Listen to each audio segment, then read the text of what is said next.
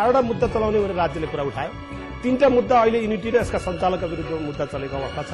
स्वीकृति नलिकन unity life इन्टरनेसनलले banking कारोबार गरेको बिना इजाजत ठहर्यो भने अदालतबाट सम्मानित अदालतमा चलेको मुद्दामा भोलि फैसला हुँदाका अवस्थामा त्यो मुद्दा ठहर निर्णय भयो भने यो बिगो सम्पूर्ण जफत हुन्छ। बैंक तथा वित्तीय संस्था सम्बन्धी ऐनको दफा 71 एकले के भन्छ भन्दाखेरि सरकारले मागेको पनि यो छ। यो बिगो युनिटीको 5.5 अरब रुपियाँ जफत गरी पाऊ भने यो राज्य कोषमा जाने हो। एकातर्फ राज्यले भन्दैछ मैले यो मुद्दा लडेर अथवा लिलाम गरेर पैसा फिर्ता गर्छु भन्छ। अदालतमा मुद्दा राज्यले के पेश गरेको छ अभियोग दाबी भने यो पैसा जफत गरी पाऊ भनेपछि राज्यको कोषमा जान्छ। अनि राज्यले चलाएको मुद्दाबाट नागरिकले कसरी पैसा जनताले फिर्ता पाउने भए भनेपछि यो युनिटी उप गरेको कारबाही आफैमा कन्ट्राडिक्टरी छ। वाणिज्य मन्त्री राजेन्द्र महतोको यो भनाई सुन्नुहोस्। कसरी निष्कर्ष निकाल्ने हो त निकाल्नुपर्छ। कानूनको घेरामा ल्याएर काम गर्न दिने हो या उहाँहरूको यो के अरे लगानीकर्ताको चाहिँ जुन मार्का हो त्यसलाई कसरी सेक्युर गर्ने हो त्यो चाहिँ तुरुन्त उच्च प्राथमिकताका साथ सरकारले गर्नुपर्छ। किनभने लाखौं नागरिक चाहिँ यसमा फँसेको छ, त्यसको उद्धार त गर्नुपर्छ। त्यसले म काठमाडौँ पुगेपछि सम्बन्धित मन्त्रीहरूसँग यसलाई उच्च प्राथमिकतामा राखेर यसलाई बुझाउनु पर्यो। त्यो आग्रह चाहिँ म गर्छु। सबैभन्दा मुख्य प्रश्न त्यही हो, जनताको हातमा जनताको रकम कसरी फिर्ता गर्ने, यसको उपाय के हुन सक्छ? मोस्ट वान्टेड उनीहरू विदेशको भूमिमा लुकिरहने या सरकारको प्रत्यक्ष सुपरिवेक्षणमा पैसा फिर्ता गर्ने मौका दिने? मोस्ट वान्टेड युनिटीका सञ्चालकहरूलाई प्रहरीले व्यापक खोजिरहेको छ, तर 7 महिना बितिसक्दा पनि उनीहरू प्रहरीको पकडमा आउन सकेका छैनन्। जनताको 9 अर्ब कसरी फिर्ता हुन्छ? कहाँ छ जनताको रकम? जनताको रकम फिर्ता गर्ने उपाय के हुन सक्छ? उनीहरूलाई मोस्ट वान्टेड अपराधीकै रूपमा कारबाही गर्ने या 6 लाख जनताको रकम फिर्ता गराउनको लागि अन्य केही उपाय र विकल्प पनि सोच्ने? किनकि वार्तामा बोलाइए आफ्ना सदस्यको रकम फिर्ता गराउन तयार र सक्षम भएको दावी सञ्चालकले गरेका छन्। यो प्रसंग जोड्नेछौं विश्रामपछि।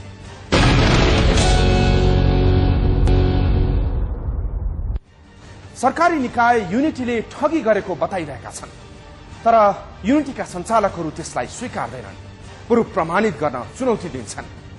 कालो कारोबारको कारण कालो सूचीमा परेर प्रहरीको आँखा छल्न भूमिगत जीवनमा रहेका युनिटीका अध्यक्ष, प्रबन्ध सञ्चालक र 2 जना सञ्चालकले वातावरण भए जनताको सबै पैसा फिर्ता गर्ने घोषणा गरेका छन्। सबैलाई फिर्ता गर्ने पैसा पनि छ रे र फिर्ता पनि गर्छु भनिरहेका छन्, तर कसरी? युनिटी ठग्ने हो भने त्यसको प्रमाण जुटाउने र न्यायालय मार्फत दोषीलाई कारबाही गर्ने दायित्व सरकारको हो, तर कारबाही भन्दा पनि जनताको 9 अर्ब रुपैयाँ फिर्ता गर्नु सरकारको पहिलो दायित्व हो।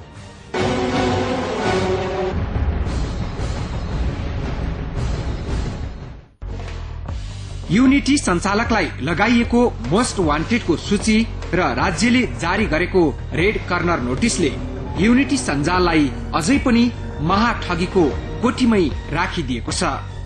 तर अर्कातर्फ युनिटी पीडितहरू सरकारले हचुवाका भरमा कम्पनीमाथि प्रतिबन्ध लगाएको आरोप लगाइरहेका छन्। युनिटीको वास्तविक लगानी कहाँ कति छ भन्ने यकिन विवरण राज्यसँग छैन।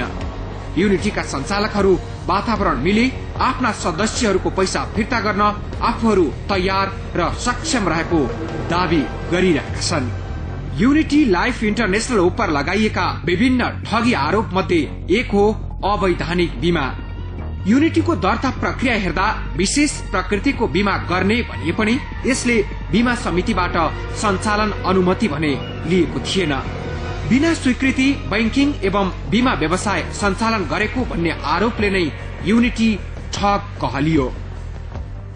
नेटवर्किङ व्यवसायभित्र 2टा अध्याय रहेछन्, एउटा सेवाको कारोबार, अर्को वस्तुको कारोबार। चाहे सेवाको कारोबार होस् चाहे वस्तुको कारोबार होस्, वस्तुको कारोबारमा तपाईले कुनै वस्तु कुनै ग्राहक बने बापत इमिडिएट कुनै वस्तु पाउनुहुन्छ भने तपाईले केही न केही तपाईको हात लाग्छ। त्यो वस्तु तपाईलाई महँगो पर्न सक्छ, तर पनि केही चीज तपाईलाई तत्काल हात लाग्छ। सेवा चाहिँ भविष्यमा मात्रै चाहिँ के भनेदेखि कारोबार गरिने विषय हुन्छ। किनभने जस्तो मानुस इन्स्योरेन्समा गऱ्यो भने तपाई बिमारी भइरहनु भएको हुँदैन त्यो कारोबार गरिरहेको बखत। के बिमारी पर्नुहुन्छ त्यो पनि तपाईँलाई थाहा छैन, त्यो बिमारी पर्दा कति खर्च लाग्छ त्यो पनि तपाईँलाई थाहा छैन। अनि त्यो जतिखेर उसलाई जरुरत पर्दछ त्यो बेलामा त्यो संस्था रहन्छ कि रहँदैन, त्यसले त्यो चाहिँ सर्भिसको ग्यारेन्टी गर्छ कि गर्दैन। हो, यस्ता व्यवसायहरू गर्दाखेरिमा कानूनी संरक्षण बेगर गर्न पाइँदैन। समिति अन्तर्गतको रिपोर्टबाट के प्रश्न हुन्छ भने दुर्घटना बीमा अन्तर्गत ओरिएन्टल इन्सुरेन्स कम्पनीसँग दुर्घटनाबाट मृत्यु भएमा 5 लाख दिने गरेर जुन कारोबार गरिएको छ त्यो हदसम्म छानबिन रिपोर्टमा पनि त्यो हदसम्म युनिटीले गरेको कार्यलाई गलत मानिएको छैन। तर राहतको नाममा 1 लाख रुपियाँ जीवन बीमाको अन्तर्गत पर्ने व्यवसायबाट दिने भन्ने जुन कुरा छ त्यो चाहिँ स्पष्ट रूपमा बीमा भन्दा बाहिर गएर आफू खुसी कारोबार गर्छ। ओरिएन्टल लाइफ इन्स्योरेन्स र एभरेस्ट इन्स्योरेन्ससँग बीमा सम्झौता गरी आफ्ना सदस्यहरूलाई एजेन्टको सुविधा प्रदान गरेकाले बीमा सम्बन्धी कानून नमिचेको युनिटी पक्षको तर्क छ। एउटा मुद्दा चलाउने भनेर राज्यले कुरा उठायो। 3टा मुद्दा अहिले युनिटी र यसका सञ्चालकका विरुद्धमा मुद्दा चलेको अवस्था छ। स्वीकृति नलिइकन युनिटी लाइफ इन्टरनेसनलले ब्याङ्किङ कारोबार गरेको बिना ठहर्यो भने अदालतबाट सम्मानित अदालतमा चलेको मुद्दामा भोलि फैसला हुँदाका अवस्थामा त्यो मुद्दा ठहर निर्णय भयो भने यो बिगो सम्पूर्ण जफत हुन्छ। हेर्नुहोस्, बैंक तथा वित्तीय संस्था सम्बन्धी ऐनको दफा 71 एकले के भन्छ भन्दाखेरि सरकारले मागेको पनि यो छ, यो बिगो युनिटीको 5.5 अरब रुपियाँ जफत गरी पाउँ भने यो राज्य कोषमा जाने भयो। एकातर्फ राज्यले भन्दैछ मैले यो मुद्दा लडेर अथवा लिलाम गरेर पैसा फिर्ता गर्छु भन्छ, अदालतमा मुद्दा राज्यले के पेश गरेको छ अभियोग दाबी भने यो पैसा जफत गरी पाउँ भनेपछि राज्यको कोषमा जान्छ। अनि राज्यले चलाएको मुद्दाबाट नागरिकले कसरी पैसा जनताले फिर्ता पाउने भए भनेपछि यो युनिटी उपर गरेको कारबाही आफैमा कन्ट्राडिक्ट। युनिटी आफैमा होल्डिङ कम्पनी हो र यसको मातहतमा अन्य 36 सहायक कम्पनी छन्। कम्पनीले आफ्ना सहायक कम्पनीहरूसँग सम्झौता गरी नेपालमा नेटवर्किङ व्यवसाय गरेकोले आफूहरूले विद्यमान कानून, नियम र निर्देशिका पालना गरेको दावी युनिटी सञ्चालकहरूको छ। तर राज्यले तत्काल उनीहरूप्रति नरम व्यवहार देखाउने संकेत देखाएको छैन। सरकारले गत जेठमै युनिटी विरुद्ध 12वटा मुद्दा दर्ता गर्ने तयारी गरेको थियो, तर हालसम्म युनिटी विरुद्ध 3वटा मात्रै अभियोग लगाइएको छ, जुन एक अर्कामा बाजिएकाले पनि अभियोग अपरिपक्व रहेको कानूनी तर्क पनि युनिटी पक्षबाट उठाइने गरेको छ। अध्यादेश 2062 र कम्पनी ऐन 2063 को अधीनमा दर्ता भएको एउटा लिगल आइडेन्टिटी हो र यसले चाहिँ कानून बमोजिम विगत 2061 सालमा 61-62 सालमा दर्ता नम्बर 1021 रहेर दर्ता भएको छ र युनिटी सुरुमा युनिटी लाइफ इन्टरनेशनल भन्ने कम्पनी थियो। त्यसपछि त्यो कम्पनीलाई unity life international assurance unity life international company भनेर कम्पनी रजिस्ट्रार कार्यालयबाट स्वीकृति लिएर त्यसको नाम परिवर्तन भएको छ। अहिलेसम्म युनिटीका अन्तर्गत टोटल 36वटा कम्पनी दर्ता भएको छन् र यो युनिटी भनेको युनिटी लाइफ इन्टरनेशनल भनेको मुख्य यो सब्सिडरिज कम्पनीहरू छन् र यो होल्डिङ कम्पनी सम्मानित अदालतले समेत युनिटी लाइफ इन्टरनेशनल कानून बमोजिम स्थापित र दर्ता भएको संस्था हो भन्ने कुरामा विवाद उठाएको अवस्था छ। जिल्ला जिल्लामा यति बेला युनिटी पीडितहरूले ज्ञापन पत्र बुझाइरहेका छन्। सरकारले के कारबाही गरिरहेको छ भन्दा पनि आफ्नो पैसा कसरी फिर्ता पाउने भन्ने चिन्ता बढी छ उनीहरूमा। 10,000 पीडितको हस्ताक्षर प्रधानमन्त्रीलाई बुझाइएको छ र जिल्ला जिल्लाबाट ज्ञापन पत्र। सरकारले युनिटीमाथि लगाएको 9 अर्ब ठगीको आरोप र आफूले कुनै पनि गैर कानूनी कार्य नगरेको युनिटी सञ्चालकको दावीका बीच 6 लाख सर्वसाधारणको रगत पसिनाको रकम अन्यलमा छ। मान्छेहरूलाई सूचना लुकाएर सपना बाँडेर गर्ने एउटा चाहिँ कारोबार जस्तो देखिएको छ नेपालको कन्टेक्स्टमा।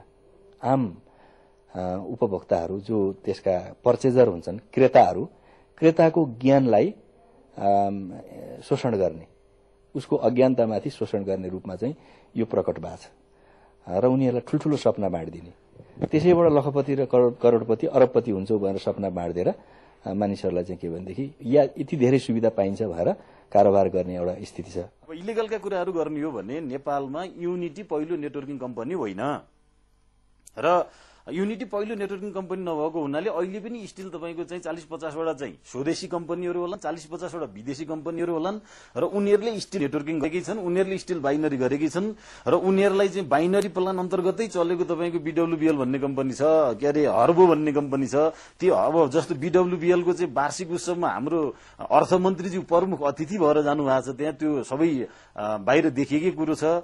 अनि त्यस पछाडि आएर युनिटीले गरेको काम चाहिँ त्यही बाइनरी अन्तर्गत कसरी प्राकृतिक न्यायको सिद्धान्त अनुरूप कम्पनी ऐन 2063 को धारा 127 देखि 136 अनुरूपको कानूनी उपचारको प्रयोग नै गर्न नपाएको युनिटी पक्षका कानूनविदहरूको तर्क छ। युनिटीलाई पनि अन्य वित्तीय अप्ठ्यारामा परेका कम्पनी सरह व्यवहार गरिनुपर्ने खास माग छ उनीहरूको र एक मौकाको आग्रह गरिरहेका छन्। 6 लाख सर्वसाधारणको रकम यदि फिर्ता नै हुन्छ भने सरकार एकपटक युनिटी सञ्चालकसँग कमर्सियल बेन्चमा बस्न तयार हुन्छ या हुँदैन। युनिटी ठगी प्रकरणमा तत्काल एक विकल्प मानिएको कमर्सियल बेन्चको प्रस्तावमा सरकार कति लचक बन्न सक्ला? सरकारवाला मन्त्रालयहरू यसमा चनाखो हुनुपर्दछ। त्यो भनेको मैले अहिले नै भन्नु पर्यो भने वाणिज्य मन्त्रालय जसले वस्तुको व्यापारको बारेमा रेगुलेसन गर्ने जिम्मेवारी छ, उसको सबभन्दा प्रमुख जिम्मेवारी हो। यस्ता व्यवसायहरू गर्दाखेरिमा व्यवसायहरू के हुन्, किनभने यो उपभोक्ता ऐनलाई कार्यान्वयन गर्ने र उपभोक्ताको हितको संरक्षण गर्न ऐन कार्यान्वयन गर्ने अंग पनि त्यही मन्त्रालय हो।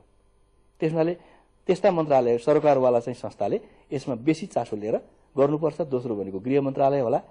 गृह मन्त्रालयले चाहिँ के भने जनतालाई ठगीको विरुद्धमा सबै मुद्दा चलाउने निकाय भनेको गृह हो, उसले पनि त्यसमा चाहिँ ध्यान दिनुपर्दछ। अब जहाँसम्म अर्थको कुरा त के हो भने अर्थमा त ट्याक्स लगाउने ट्याक्स छल्यो कि या मुद्राको अपचलन गर्यो कि या कुनै हिसाबले वैदेशिक चाहिँ अथवा स्रोत नखुल्या सम्पत्तिलाई कालो धनलाई सेतो धन बनाउनको लागि मनी लन्ड्रिङ गर्यो कि, यो कुरासँग सम्बन्धित मात्रै मुद्दा अर्थ मन्त्रालयमा आउँछ। यदि जनताले चाहिँ पैसा सबको 100% फिर्ता ल्याउन चाहन्छन् भने पनि हामीसँग चाहिँ सायद मलाई जहाँसम्म लाग्छ पैसा बच्छ होला, किनभने हामीले जहाँ लगानी गरेको छ ती लगानीहरूको चाहिँ हामीले एकदमै क्यास हुने खालको चाहिँ ठाउँमा मात्रै लगानी गरेका छौं। कतिपय ठाउँमा यस्तो हुन्छ कि लगानी गर्यो अनि त्यसको केही पनि रिटर्न आएन भनेदेखि या बेनिफिट प्रोडक्टिभिटी भएन भनेदेखि डुबेर जाने अवस्था हुन्छ। त्यस्तो चाहिँ छैन हाम्रो। यदि जनताले चाहिँ पैसा सबको 100% फिर्ता ल्याउन चाहन्छन् भने पनि हामीसँग चाहिँ सायद मलाई जहाँसम्म लाग्छ पैसा बच्छ होला, किनभने हामीले जहाँ लगानी गरेको छ ती लगानीहरूको चाहिँ हामीले एकदमै क्यास हुने खालको चाहिँ ठाउँमा मात्रै लगानी गरेका छौं। देशभरका युनिटी पीडितहरूले सरकारले आफ्नो हितका लागि अब कस्तो कदम चाल्छ भन्ने प्रतीक्षा गरिरहेका छन्, सँगै दबाव पनि दिइरहेका छन्। सरकारको सबैभन्दा प्रमुख दायित्व यति बेला गरिब निमुखा र केही हुन्छ भन्ने आशमा युनिटीमा रकम जम्मा गराएकाहरूको पैसा फिर्ता गराइदिनु हो। यदि सञ्चालक रकम फिर्ता गर्न तयार छन् भने एक मौका दिन किन पछि पर्ने? यस विषयमा तत्काल सरकार तत्पर देखिएको छैन। युनिटीका सञ्चालकहरूलाई लगाइएको मोस्ट वान्टेड सूची जारी छ।